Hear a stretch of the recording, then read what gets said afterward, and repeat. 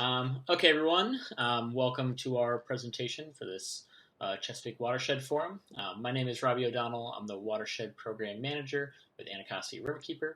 I'll introduce my co-presenter here in a second, but we are talking about community water quality monitoring in the Washington, D.C. area. Efeturi, you want to introduce yourself? Hi everyone, my name is Efeturi Oghenekaro. I'm with the DC Department of Energy and Environment. I work as an environmental protection specialist and I manage the Water Quality Citizen Science grant. And with that, we'll get started. So for today's presentation, I'm going to go quickly over the outline. We're going to give you a little bit about the DOE grant, how we got started, and how it was awarded to the Anacostia Riverkeeper and how they've pretty much implemented it over the past 3 years. We're also going to talk a little bit about the water pollution issues in the district and how this program has come in place to help us get data that can inform our policy decisions down the line. Robbie, next slide, please.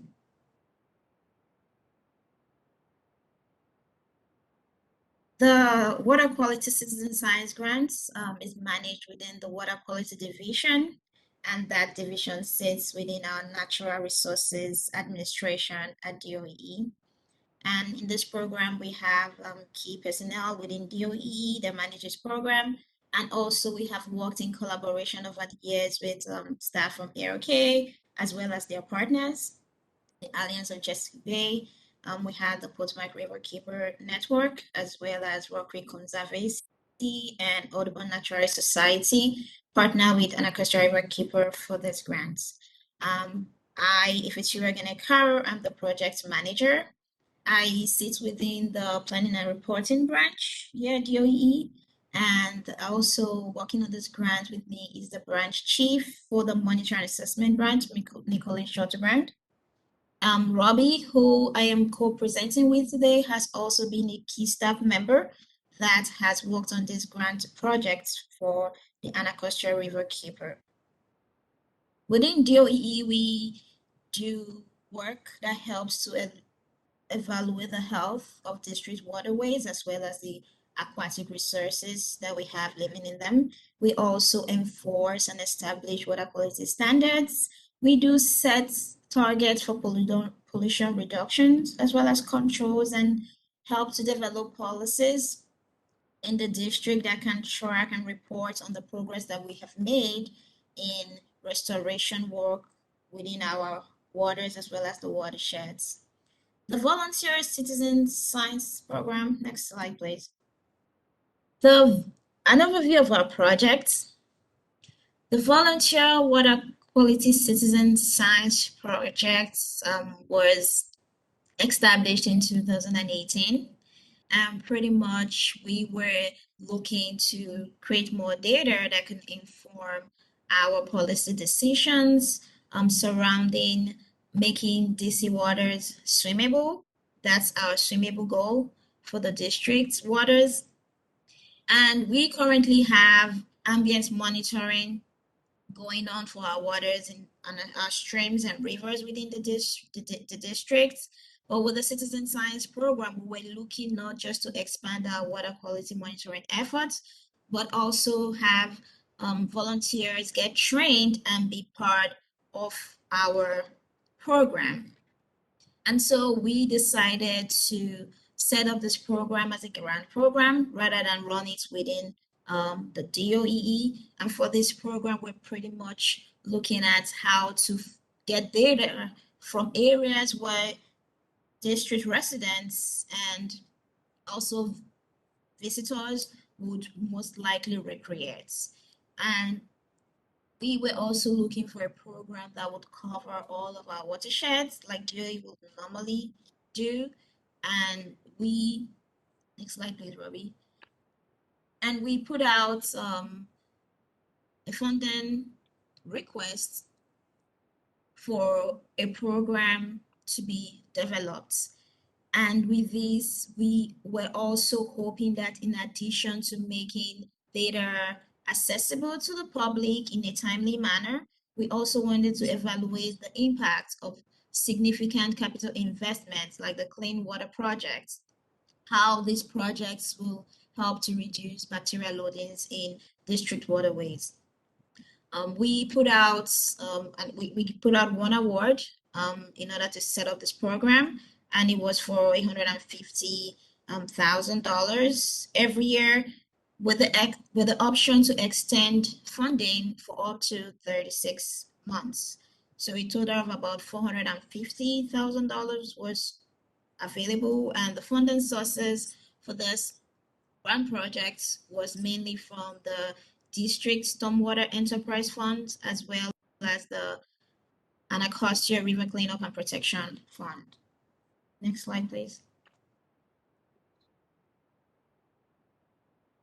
In addition to making data publicly accessible and also inform folks who may choose to recreate in DC water, with this program, we were also able to raise awareness and also hopefully enforce watershed management policies, and also inform our decision when we, as DOE, decides to revise the swim ban, which has been in place in the district for over 50 years. Next slide, please. On here, we have a timeline for our projects. We started off, like I mentioned earlier on, putting out an RFA, and that closed in the spring of 2018. The grant was awarded to Anacostia Riverkeeper in the summer, and ARK has pretty much hit the ground running with the implementation of this program. ARK and partners have worked really hard to help us develop this program as well as implement it, and we are very proud of all that they've done. And this program is one of our high-profile programs in DOE and also in the districts. It's one of the firsts of its kind done in the districts. And with this program, we've been able to not just train volunteers who are made up of a diverse group, including students, our fellows from our Green Fellows program that have been part of this trainings, and even also some DOE staff who basically spend a lot of the time behind the desk, have had the chance to be part of this program to assist with the water quality monitoring efforts. And at this point, I would like to hand the presentation over to Robbie to talk about all that they've done in the past 3 years. Robbie, over to you. Thank you, Efeturi. And Efeturi is exactly right. That was kind of a good lead up and presentation of the project from the funder side and the jurisdiction side, and then kind of I can walk you through what it looked like, kind of boots on the ground in implementation, because when we got this funding from DOEE, this project had never been done before in the district. Projects similar to it, we had done some with Anacostia Riverkeeper, some self-funded monitoring program. We did some monitoring with Maryland Sea Grant, with Gallaudet University in DC, and we had done some pilot programs and stuff like that. But this was the first large-scale citizen science water quality program in the district, so we kind of had to create it ourselves with our partners to kind of get it off the ground. And so what that, to kind of finish out that timeline that Efeturi talked about, in January of 2019, in that first year, we had to develop a quality assurance project plan to make sure all the data, all the practices, all the field methods, all the lab methods, everything like that was fully quality controlled. DOEE came and looked through our lab. They approved the QOP. We need to get everything approved by DOEE, but also to run through Alliance for the Chesapeake Bay and the Chesapeake Monitoring Cooperative. Our first volunteer trainings were held in March of April of 2019, so that was the first year of monitoring. So May 2019, so the summer of 2019 is when the year one of the monitoring started. Volunteer training in year two started in spring of 2020, and then 2021 started year three, with basically the summer culminating in the end of the 3 years of this project, with fall of 2021, hopefully by the end of October. So when y'all are hearing this right now, we will have submitted a final report for those 3 years of monitoring that will have occurred in 2019, 2020, and 2021. So how this looked from idea to actual practice, or from beginning to end, so to speak, was first project design and co-op creation and approval. Okay, where were we going to monitor? What were we going to monitor for? Obviously, DOEE had select criteria they wanted, but what could we work out with DOEE to pick the best parameters to monitor for, best sites to monitor for, where were impaired waterways that we should put sites on, district waterways, things like this. So it was a very collaborative process between us, our partners, and DOEE to help come up with this project design and then eventually the co-op creation and approval. After that process, once we had a plan what we were going to do, we then moved into volunteer recruitment and training. You can see one of our volunteer events right here. This was in 2019 with our Riverkeeper tray there, showing everyone the ropes of monitoring. So recruiting volunteers. We recruited volunteers from all wards in DC, wards 1 through 8. We had volunteers, like Efeturi said, from DOEE. We had students. We had grandparents, we had parents, we had sons, daughters, we had volunteers from Maryland and Virginia, we had volunteers across the DMV. So this was a really exciting project that people really got into, I'd say. Everyone was kind of itching for a way to get out on our waterways, but also get out on our waterways, not just in a recreational sense in that they went kayaking or walked along the waterways. They wanted to get engaged in the actual cleanup or the actual monitoring of their waterways. They wanted to be more active stewards of their waterways. And this is one of the great things about community science. It allows people to not only collect great data, but get involved in their local waterways and their local watersheds. So monitoring then occurred from May to September, so this is around 5 months. So we basically aimed for the primary recreation season. Not a lot of people going recreating in DC waters in the middle of February, so we basically aimed for this May to September time period. And we went out and had volunteers go out and monitor 22 sites every single week from May to September, every Wednesday. We kind of thought this process was, if we monitor on Wednesday, then the results will be ready on Thursday, so then we can publish results on Thursday, getting ready for the prime recreation time of the week, which is Friday, Saturday, Sunday, obviously. And then finally, once we were able to get monitoring going, once we got that actual data and we compiled it all, the data reporting is really the most important part, because we had volunteers out there, but the data is only as useful as far as it can be shared, so to speak.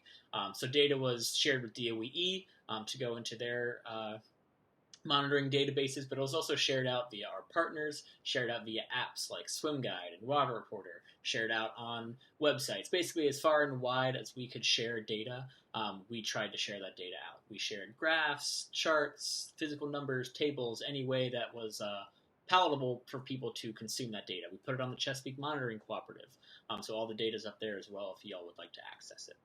But that is one of the biggest things, is you have all this data, and then you need to be able to present it in a nice and palatable format for anyone of any education level, of any technology access level, of any age range or anything like that, to be able to look at it, consume it, digest it, but also just be able to read it and understand it.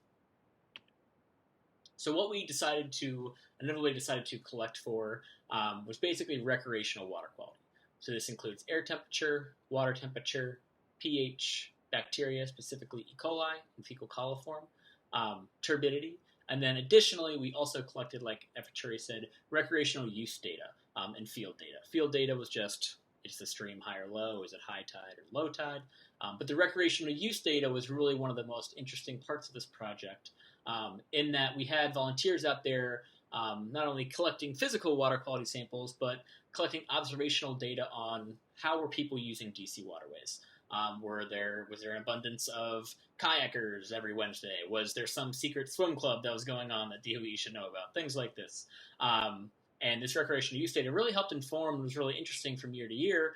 It showed the impact of COVID. It showed a lot of different impacts of wet weather and things like this. So it was really an interesting data point to collect, and went into help shaping how we see how people use DC waterways. The method we used was the IDEX system, which I know a lot of other organizations use as well. This is a simple 24-hour turnaround time for bacteria samples, so we can collect samples on Monday morning or on Wednesday morning, process those samples, and then those samples will be ready to go on Thursday morning. Can be run with minimally operated staff. I could teach everyone on this presentation how to do it in about 5 minutes.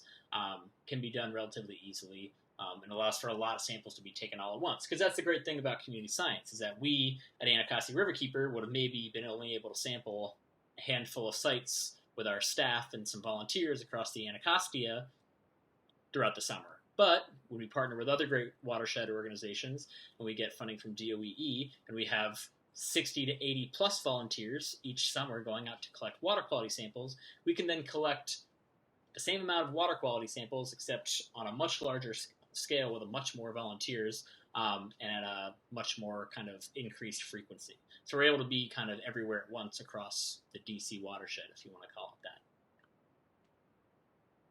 So this is our 3-year project. Let me make sure it's, oops, sorry, just making sure, back, perfect. This is our 3-year project snapshot. This is kind of an overall summary of what the 3-year project, 3 years of the project look like. So in 3 years of the project, we trained over 250 plus program volunteers. Like I said, these were from all wards of DC, Maryland, Virginia, all ages, all age ranges, everything like that.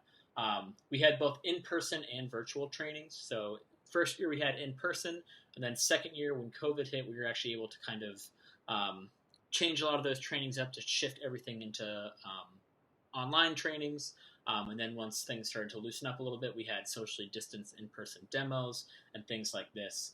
So we were able to keep the program going even through a lot of these tough times with COVID. We had 22 monitoring locations across DC, not Maryland, just DC. The Anacostia Watershed had 7 sites as far north as the National Arboretum in DC, and then as far south as the Washington Channel in DC.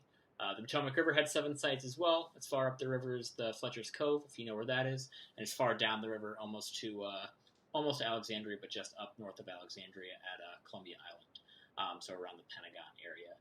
And then Rock Creek had 8 sites, almost to the very top of DC, and then all the way down to around P Street, or basically where Rock Creek almost flows into the Potomac River. So monitoring from May through September, every single year, every Wednesday. That's 20 weeks, so we had, 60 weeks of total sampling, which is 1,500 plus data points. We collected duplicates, we did lab blanks, quality assurance samples, all these things.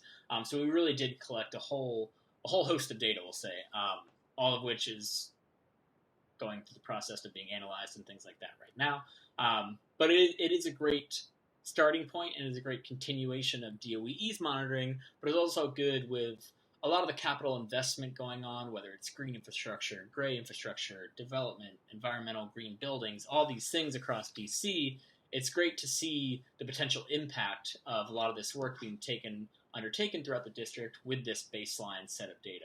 Obviously, there's already some baseline across the district, but it's helpful to have these types of data sets that can help bolster that a little bit, especially when it's put under the lens of recreational water quality. Because recreational water quality, based on our project, does seem to be improving or has improved in DC, depending on where you are. Some locations are a little bit better than others, obviously. But we at Anacostia Riverkeeper, while we managed the whole grant, we did partner with Alliance for the Chesapeake Bay, we partnered with Audubon Natural Society, we partnered with Rock Creek Conservancy and Potomac Riverkeeper Network, because while we were focused on the Anacostia, we had folks focused on Rock Creek to help sample those sites with volunteers, so folks focused on the Potomac to help sample those sites with those volunteers. So it was a really collaborative project, kind of from the top down, with volunteers getting involved with the organizations getting involved with us, and us up to DOEE. So it's a really nice example of how these types of projects can kind of cut across a bunch of different boundaries and involve every level of participation, so to speak, which is really what you want to see in a project like this, is full investment and full quote-unquote buy-in, as you can say, from everyone involved, from volunteers all the way up to jurisdictions. And every single week when we presented the data, we wanted to present it, again, within the lens of this recreational water quality. So how we presented it was a simple pass-fail rating, mostly for E. coli specifically, because that's the primary recreational water quality parameter we really cared about. But in DC, pH, E. coli, and turbidity all go into recreational water quality. So these are the limits in DC. But when we presented bacteria data every single week, we presented it on a pass-fail for this single sample value, which is 410 mpn per 100 milliliter, or most probable number of colony-forming units per 100 milliliter. So anything below that would have been passing, and then anything above 410 would have been failing. Geometric mean is what we also calculated, but that requires 5 samples over a 30-day sampling period, as a lot of folks know, which we also presented once we were able to, once we had enough samples to report that value out. And then finally, we also collected for turbidity, which can vary significantly across both the Anacostia, the Potomac, and Rock Creek. And basically anything above 20 NTU is considered failing, which did occur throughout the years. But this was mostly obviously due to precipitation, storms, things like this. So this is how we framed the data when we were presenting it to the public. Did it pass? Did it fail? What did it look like in terms of DC recreational contact standards? So we'll present a little bit of the data. I don't want to get too much into it because this is kind of not a data-heavy presentation, I'll say. But I will give a little snapshot of what some of the data actually look like, just to give people a better idea. Like I said, we will be submitting a final report to DOEE. So if y'all would like to see more of that data, you can probably eventually, that data will be public. That data is also available on the Chesapeake Monitoring Cooperative as well. You can also contact me if you would like to see some of that data as well. But right here is the 3-year snapshot, we'll call it, of E. coli. So if you look on the table on the left, we have the single sample passing rate for 2019, 2020, and 2021 for the Anacostia River, the Potomac River, and Rock Creek. So the single sample passing rate is on the left, the geometric mean passing rate is on the right. To give a quick rewind background overview of those two guidelines, so to say, those two standards, for those of you who don't know, I like to use the analogy of weather and climate. If you imagine the single sample passing rate is weather, that is the instantaneous condition of the stream right there. That is weather. That's the instantaneous condition. That's the instantaneous water quality for that stream, for that site, at this day, at this time, at this hour. Geometric mean is more like the climate. It's the overall trend of water quality for that specific site. This involves things like rain and everything like that. Geometric mean is calculated over a larger period of time, and so it gives a better idea of the overall water quality in terms of bacteria, turbidity, whatever you're looking at for that specific site. So for single sample value, that's mostly concerning to me if I'm coming in contact with the water at this very second, because that's the current state of the water. So if we look at the single sample passing rate for all 3 watersheds across all 3 years, it looks pretty good in the main stem, Anacostia and Potomac. Above 60% passing rate, so 60% of the time sites would have been passing for all 3 of those years, except maybe on the Anacostia there in 2020. But obviously in 2020 we got a little bit more rain. Those precipitation values are calculated from January until September, basically until the monitoring ends. And so obviously it was a little bit, about, we'll say 2/3, it passed most of the time for Anacostia and the Potomac, and then Rock Creek was a little bit lower. So overwhelmingly, one of the trends we saw across the project was the Anacostia River and the Potomac River tended to have a little bit better water quality when it came to recreational water quality when compared to Rock Creek. And this did surprise a lot of people just because you imagine Rock Creek is this nice idyllic stream, but in reality it is shallower, it is narrower in some spots, so bacteria can be concentrated.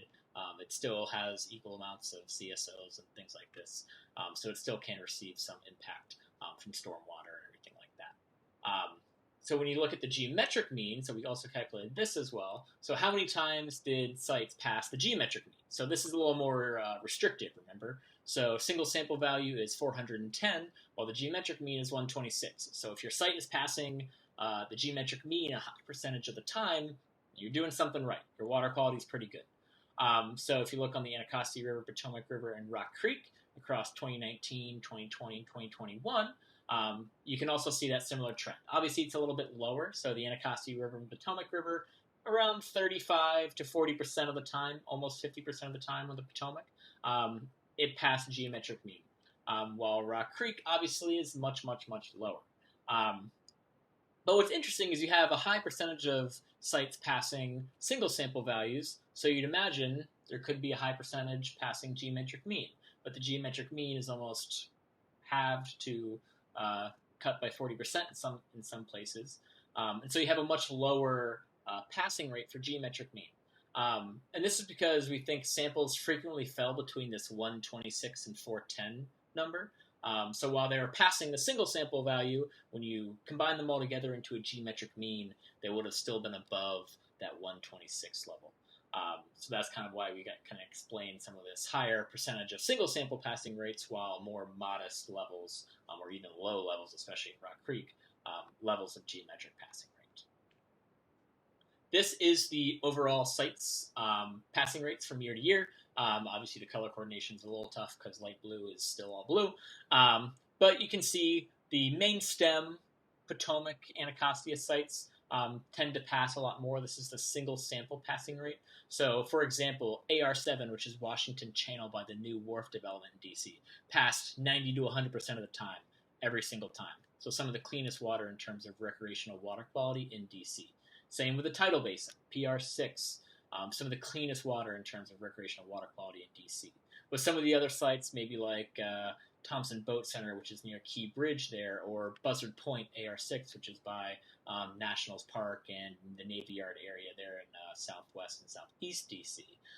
Those seem to pass still a decent amount of time, but still a little bit less. And then you can look at sites like AR2 at Hickey Run. This is a tributary to the Anacostia that flows through the Arboretum. That is deemed impaired by DOEE and does have significant water quality issues that is being addressed currently. While other sites in Rock Creek, you can see, seem to be moderately passing single sample values. But if we then went into geometric mean values, basically nothing in Rock Creek passed. We have sites like Broad Branch or Melvin Hazen Run or even P Street Beach, which passed almost 10% of the time, or a little bit over 10% of the time, a few years. But for the most part, not a lot of sites passed for geometric mean. While they did still pass for single sample values, maybe 30 to 50% of the time. But you can still, in this chart, still overwhelmingly see some of the cleanest sites in DC. So, like I said, AR7, the Washington Channel, passed geometric mean 100% of the time almost. Tidal Basin, same thing, passed geometric mean 100% of the time. That's also because the tidal basin flows into the Washington Channel, so that may have something to do with it. But Kingman Island, areas like this, still passed a lot of the time. And so you can actually dig into this data a little bit more. We did start to know a lot of impact from precipitation and things like this. We did notice, I know a lot of people like to try and link together turbidity and high bacteria, low bacteria based on turbidity, but I mean, we noticed a lot of fluctuation. We noticed high turbidity days where there was modest amounts of bacteria, or low turbidity days where there were still high amounts of bacteria. So it's sometimes tough to make those correlations. Correlation doesn't always equal causation, as they say, in certain watersheds. And in certain parts of these DC waters, this was the case. As an example, if we look at turbidity in the DC waters, you have all the sites there on the left, Rock Creek sites at the top, Potomac sites in the middle, Anacostia sites there in the bottom. You can see Anacostia sites, almost one, then maybe two, failed or almost failed for recreational contact standards for turbidity. That red line there at 20 NTU is basically the pass-fail line for turbidity. While a lot of Rock Creek sites didn't get anywhere near failing turbidity on average. Same with Potomac sites. We just had AR1, which is right near the National Arboretum, be the only site that actually failed on average for turbidity. So what's going on at the National Arboretum could just be a way the river flows right there, things like this. So overwhelmingly, a lot of the sites were at between 10 and 15, or maybe between 5 and 15 NTU, which would be well within recreational contact standards. So this just goes to show you that you can't always associate turbidity with bacteria sometimes. Sometimes there's all these other factors that are coming into play, like more precipitation or latent precipitation or anything like that. Here's the 3-year assumption or overview of turbidity. This is average turbidity per site from year to year. And you can still see that same trend start to pull out a little bit. National Arboretum has relatively high turbidity, same with Kingman Island, same with Anacostia Park. But overwhelmingly, except for 2 years, every single site passed on average for recreational contact standards for turbidity. So when it comes to turbidity clarity in DC waters, things are looking pretty good. And finally, we looked at pH. pH was the much more, we'll say, finicky parameter to sample for. pH, we used pH strips, a piece of litmus paper, very similar to how you would use in a pool or something like that, just to make it easier for volunteers to collect it, and because we had 22 sites across the district, so we couldn't exactly use 22 YSI probes or even less than that. But still, overwhelmingly, this is average pH across all 3 years for every single site.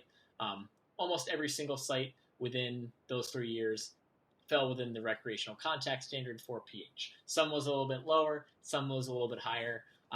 I typically maybe associate some of those lower averages with user error, so to speak. But overwhelmingly, if you kind of like pull back to 30,000 feet, a lot of the trends do show that pH is well within range for recreational contact standards in the district. So if you look at this kind of on a cursory level, it really is bacteria that is the most concerning or unconcerning in some places recreational parameter to look at in a lot of the district waters. So in a 3-year snapshot, 2021 marked that 3 years of annual recreational water quality monitoring in DC, strictly by volunteers. So you right now have 3 years of this data, 3 years of this good baseline data, with the hope of it continuing on for more years down in the future. The Anacostia and the Potomac more frequently exhibited safe water, we'll say more frequently passed recreational contact standards when compared to Rock Creek. This situation between the two different types of watershed, more of a tributary watershed and more of larger rivers watershed, is still being sussed out a little bit. I like to think it's just because Rock Creek is a little shallower, has less water to dilute some of that bacteria, but who knows. On average, almost all sites pass recreational water quality standards for pH and turbidity, like I said. So really the main driver of potential passing or failing for recreational water quality in the district, depending on what site you are, is bacteria, specifically E. coli.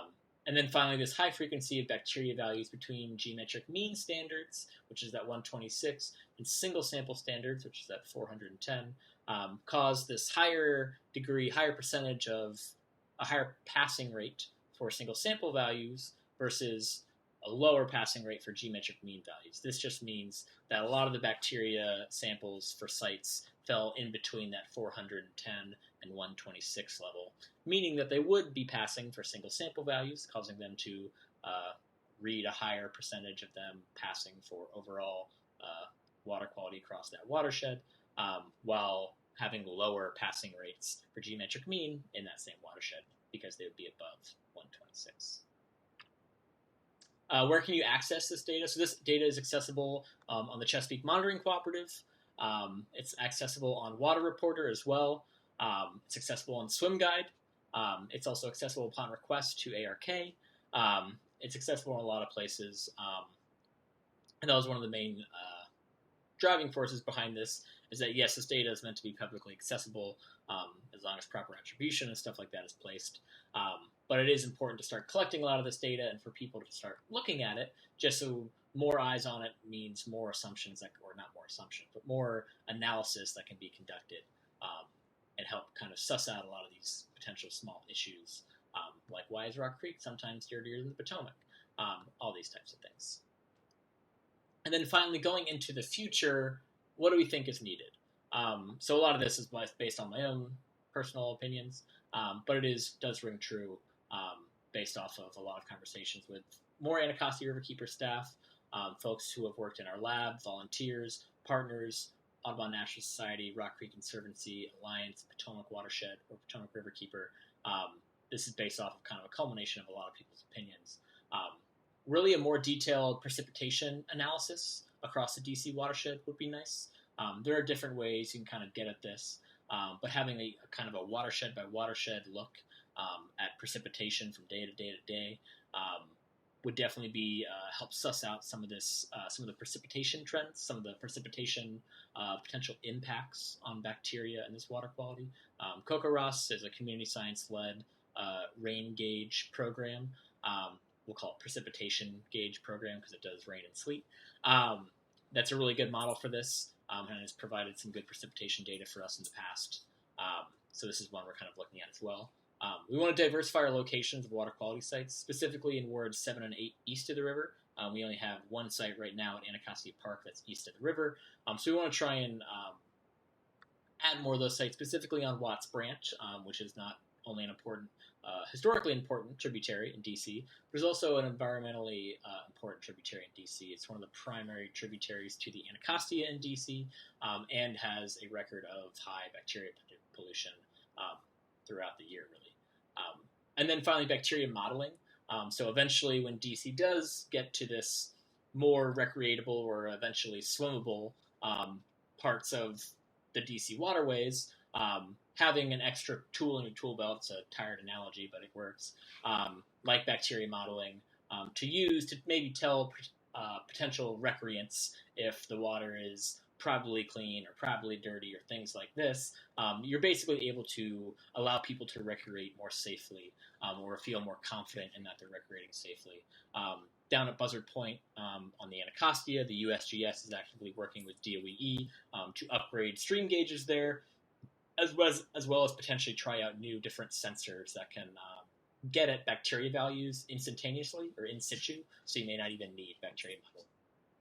And then finally, increase volunteer participation from all wards. So like I said, we had volunteers from all wards, but it may have been a lot more in wards 6 and 2, say, versus wards 4, 7, and 8. So we really want to try and recruit more people from wards 4, 7, and 8. That was the lowest levels of participation from those wards. Just because, again, this is a DC-wide project. We want people across all wards in DC, across all different communities in DC, to come out and actively work on their watersheds, take a more invested role in their watersheds, and things like this. So with that, we come to the end, and Efeturi and I will try and answer or ask any questions that you may have. And thank you all for taking the time to see our presentation today.